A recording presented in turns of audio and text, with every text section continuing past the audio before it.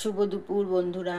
শুভ দুপুরের অনেক অনেক শুভেচ্ছা জানালাম আমার ফেসবুক বন্ধুদের, আর বিশ্বকর্মা পুজোর অভিনন্দন।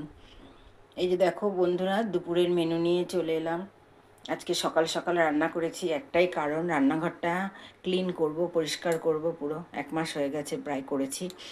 এই যে দেখো বন্ধুরা, আজকে রান্না করেছি হচ্ছে এই যে পুঁই শাক দিয়ে ইলিশ মাছের মাথা দিয়ে একটা চচ্চড়ি করেছি, আর এই যে ইলিশ মাছের ঝাল।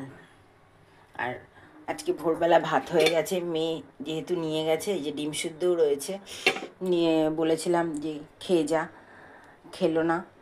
হ্যাঁ, টিফিন নিয়ে গেছে। এই যে ইলিশ মাছের ঝাল, আর এটা হচ্ছে পুঁই শাকের চচ্চড়ি। এই আমার আজকে রান্না।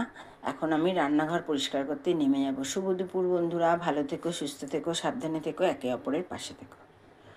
শুভ বিশ্বকর্মা পুজো।